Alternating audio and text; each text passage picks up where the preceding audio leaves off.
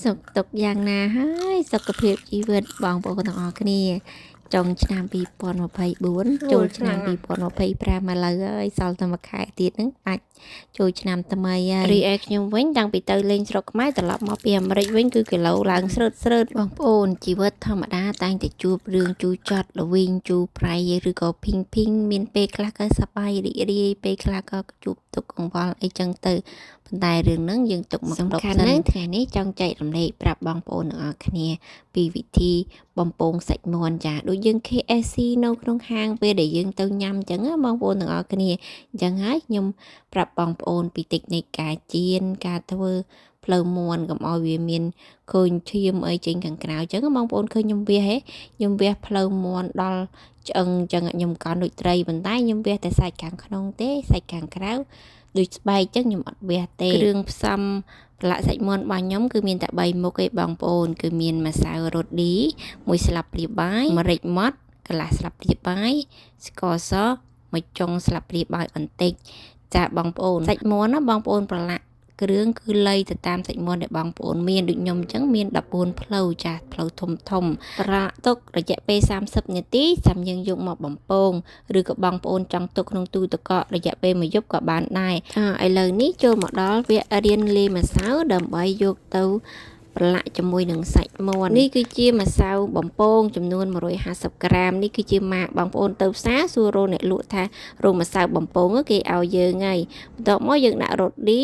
ពងទា1គ្រាប់ឬក៏2គ្រាប់ម្សៅ baking powder នេះបងប្អូនឃើញទេយើងដាក់មកចិបតិចមករួចហើយយើងកូរម្សៅនេះមិចច្របល់វាឲ្យសព្វសាច់ស្មើគ្នាអញ្ចឹងបន្ទាប់មកយើងគោះពងទា1គ្រាប់ឬក៏2គ្រាប់ទៅតាមបងប្អូនចង់ដាក់ដើម្បីឲ្យសាច់មាន់យើងពេលដែលយើងយកទៅបំពងទៅវាមានពណ៌ស្អាតឡើងក្រហមអញ្ចឹងយើងកូរច្បល់ឲ្យវាចូលនៅក្នុងម្សៅរួចមកយើងយកទឹកយកមកចាក់បងប្អូនពេលដែលចាក់ទឹកលាយម្សៅលៃវាកុំឲ្យវាខាប់ពេកក៏កុំឲ្យវារាវពេកសំខាន់នោះគឺយើងកូរសាច់ម្សៅនឹងឲ្យម៉ត់ឲ្យវាម៉ត់រលាយចូលនឹងទឹកនឹងម្សៅម៉ត់កុំឲ្យមានដុំដល់ពេលយើងលាយម៉ត់ហើយដាក់ទឹកមើលតែមួយល្មមដែលយើងយកសាច់មាន់មកប្រឡាក់បានហើយបងប្អូនមើលណែសាច់មាន់នេះគឺខ្ញុំប្រឡាក់រយៈពេលកន្លះម៉ោងទុកហើយយើងរក្សាទុកមកយើងយកមកប្រឡាក់ជាមួយនឹងម្សៅដែលយើងលាយមកបងប្អូនគ្រឿងចុងក្រោយនេះគឺមានកន្តិចនំប៉័ងចាកន្តិចនំប៉័ងនេះគឺមានម៉ាកបែបនេះបងប្អូនឃើញពេលដែលយើងទៅញ៉ាំសាច់មាន់គេមានរសជាតិក្រឹបម្សៅគ្រើមហ្នឹងណានេះឯងបងប្អូនគឺជាកន្តិចនំប៉័ងនេះឯងយើងលាយម្សៅបន្ទាប់មកគឺយើងប្រឡាក់ជាមួយនឹងកន្តិចនំប៉័ងរយនេះខ្ញុំធ្វើនេះបងកាមេរ៉ាមែនគាត់ជួយខ្ញុំគាត់ជួយប្រឡាក់ម្សៅពីឯងខ្ញុំហ្នឹងគឺរយកន្តិចនំប៉័ងពួកអីណាដាក់ទូនាទីហ្នឹងគឺខ្ញុំចូលចិត្តកន្តិចនំប៉័ងហ្មងពេលដែលយើងបំពងទៅគឺវារីកធំចាយហើយញ៉ាំទៅក្រឹបឆ្ងាញ់ហ្នឹងគឺជាកន្តិចនំប៉័ងនឹងឯងស្រាប់ពេលកំពុងតែប្រឡាក់សាច់មាន់ហ្នឹងបងប្អូនកុំភ្លេចមកកាច់ហ្គាសដាក់ភ្លើងដាក់ខ្លាញ់នឹងឲ្យក្តៅយើងបើកភ្លើង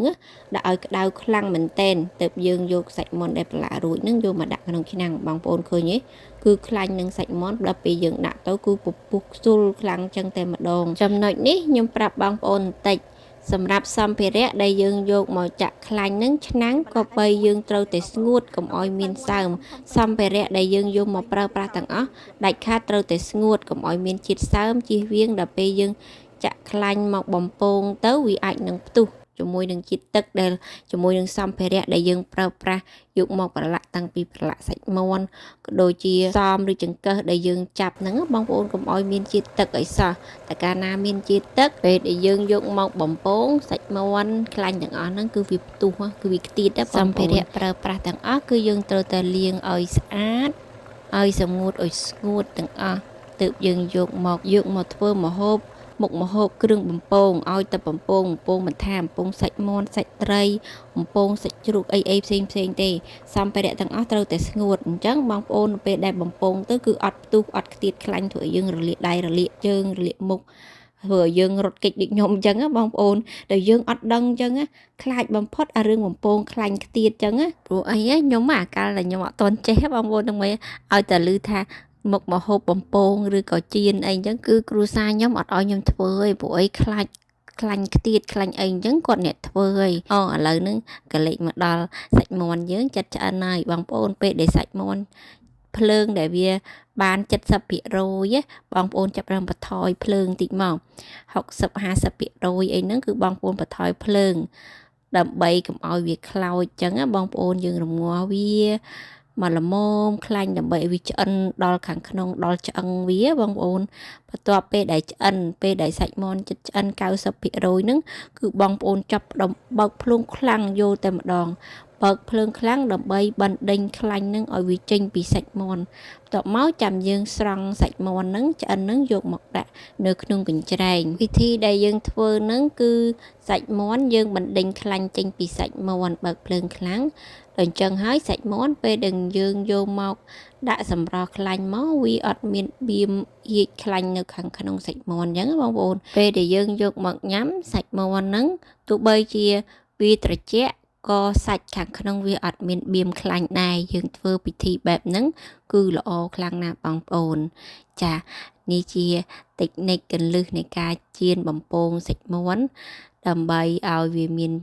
ឲ្យជារសស្រួយចាឆ្ងាញ់ហើយយើងរក្សាទុកទៅពេលដែលយើងញ៉ាំអត់អស់យើងយកមកកម្ដៅទៅគឺឆ្ងាញ់ដូចសាច់មាន់ថ្មីក្ដៅដូចបងប្អូនបានឃើញអញ្ចឹងខ្ញុំធ្វើសាច់មាន់14ផ្លូវចាធ្វើបដៅគឺថាមួយឆ្នាំងដំបូងនៃខ្ញុំបំពងហ្នឹងគឺអស់ហើយ